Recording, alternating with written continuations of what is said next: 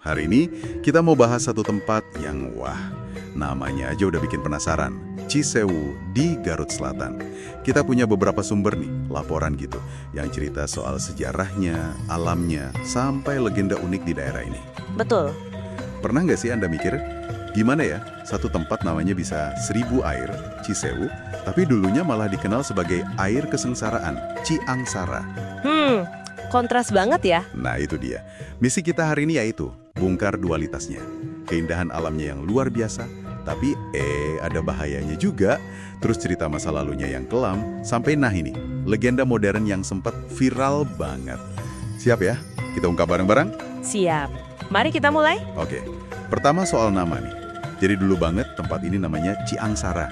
Iya, Ciangsara. Sumber, kita nyebutin zaman Belanda dulu, abad ke-18 gitu. Ini daerah terpencil banget. Dijadiin tempat, pembuangan tahanan. Oh, pantesan ya, kesannya suram. Iya, karena susah dijangkau, terus dianggap angker juga. Katanya sih tahanan hidup atau mati ya dibuang aja di sana. Kebayang ya, seremnya kayak apa dulu? Bener. Tapi menariknya nih, tempat yang sama ini, Ciangsara, yang katanya penuh sengsara itu, Gimana tuh? malah jadi tempat persembunyian penting loh buat pejuang kemerdekaan kita. Ada istilahnya pamubusan. Pamubusan, apa itu? Iya, pamubusan. Jadi kayak tempat ngumpulnya para pejuang, termasuk bangsawan juga ada buat nyusun strategi ngelawan penjajah. Jadi fungsinya bergeser banget kan? Dari tempat sengsara jadi tempat perjuangan. Wah, luar biasa ya perubahannya. Terus gimana ceritanya jadi Cisewu? Nah itu dia, para tokoh di sana waktu itu ngerasa nama Ciangsara udah nggak cocok lagi. Kesannya negatif terus kan? Masuk akal sih. Akhirnya mereka putusin buat ganti nama jadi Cisewu, artinya 1000 air. Ini bukan sekedar ganti nama loh ya. Oh, ada makna lebih dalamnya? Iya, ini kayak semacam rebranding yang disengaja gitu sama komunitasnya. Mereka sadar banget pengen ngubah cerita dari derita, jadi harapan, jadi kelimpahan. Pelajaran bagus nih soal gimana identitas tempat dibentuk. Keren. Nah, ngomongin 1000 air, pasti ada buktinya dong ya? Tentu, salah satu yang paling kelihatan ya Curug Rahong itu. Ah, Curug Rahong. Sering dengar nih. Katanya indah banget ya. Indah banget, sering dijuluki Blue Lagoon gitu. Kalau airnya lagi normal, bening kebiruan gitu. Lokasinya juga nggak terlalu susah dijangkau kok. Wah, menarik. Tapi, kayaknya ada tapinya nih. Nah, disinilah dualitas Cisewu itu kerasa banget. Curug Rahong yang indah ini ternyata punya reputasi maut. Serius? Gimana tuh? Iya, sumber kita cerita banyak kasus korban jiwa di sana. Biasanya keseret arus bawah yang kuat atau kejebak di gua-gua batu bawah air yang nggak kelihatan. Astaga. Makanya orang lokal tuh nggak pernah berhenti ngingetin wisatawan. Jangan coba-coba berenang deh, apalagi di kolam atasnya. Ini nunjukin banget, alam indah itu bisa seketika jadi bahaya. Jadi emang harus hati-hati banget ya kalau ke sana. Nggak cuma nikmatin indahnya aja. Betul sekali. Selain Rahongan terkenal itu, ada lagi nggak sih curug atau sumber air lain yang menarik di Cisewu? Ada dong, ada Curug Uci, bentuknya unik kayak tangga gitu, bertingkat-tingkat. Terus ada Balong Sirah. Balong Sirah? Apa itu? Itu mata air, tapi sama masyarakat dianggap keramat. Sering dipakai buat ritual budaya tertentu gitu. Jadi air di sana nggak cuma buat kehidupan sehari-hari ya? Iya, ada dimensi spiritualnya juga buat warga setempat. Nguatin lagi kan makna Cisewu 1000 air itu? Oke. Nah sekarang kita geser sedikit nih ke cerita yang sempet heboh banget. Legenda modern Cisewu, Maung Cisewu. Anda pasti pernah dengar kan? Oh iya dong, si Maung viral itu ya. Betul. Gimana ceritanya sih itu kok bisa sampai mendunia? Jadi gini, ini kan cerita soal patung macan ya, yang ada di depan kantor Koramil Cisewu. Koramil, kantor tentara tingkat kecamatan itu kan ya? Iya, betul.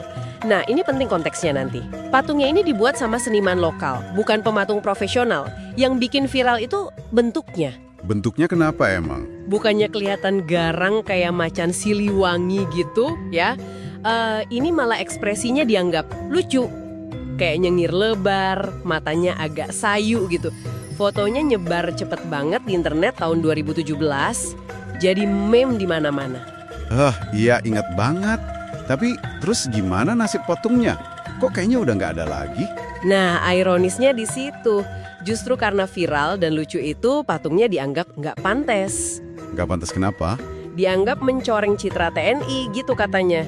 Kan macan itu simbol ya, harusnya gagah. Akhirnya, patung yang udah berdiri lumayan lama, sekitar 7 tahunan, dibongkar deh. Yah, sayang banget ya. Terus diganti? Diganti sama patung baru, buatan pematung profesional. Yang ini tampilannya jauh lebih standar, lebih garang gitu. Jadi ada perdebatan ya soal ini. Banget. Ini jadi diskusi menarik soal seni rakyat versus citra resmi yang diinginkan institusi. Justru patung yang nggak sempurna tadi, yang otentik bikinan orang lokal, malah yang bikin nama Cisewu mendunia lewat cara yang nggak disangka-sangka. Bener juga ya. Kadang yang unik dan otentik itu lebih nempel di ingatan orang. Betul. Ini nunjukin gimana kadang keotentikan itu dampaknya lebih gede daripada kesempurnaan teknis yang standar.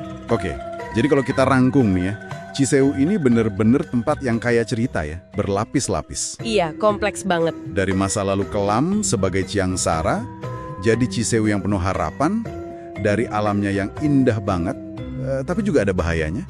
Dari tempat yang dianggap keramat, sampai jadi sumber meme internet global. Lengkap ya. Ini ngajarin kita banyak hal ya, soal gimana identitas sebuah tempat itu bisa dibangun, diubah, bahkan dipasarkan dengan cara-cara yang kadang kita nggak duga. Dan kalau kita tarik benang merahnya nih ya, cerita perubahan nama dari Ciangsara, Sengsara, jadi Cisewu, harapan 1000 air. Itu kayak kejadian lagi atau paling nggak ada resonansinya di cerita patung macan itu. Dari yang lucu, otentik, karya rakyat, diganti jadi yang dianggap lebih pantas, lebih resmi, lebih standar. Oh iya, bener juga polanya. Nah ini kan jadi bikin kita mikir ya, gimana sih sebuah komunitas atau institusi itu mendefinisikan dirinya lewat simbol-simbol. Terus apa ya yang mungkin hilang ketika keunikan atau keotentikan yang muncul nggak sengaja itu diganti sama kesempurnaan yang udah distandarisasi? Wah, pertanyaan menarik banget tuh buat direnungkan lebih dalam oleh Anda semua di rumah. Iya, sesuatu buat dipikirin aja. Oke deh, terima kasih banyak sudah nemenin kita menyelami Cisewu hari ini. Semoga ada wawasan baru yang Anda dapatkan ya.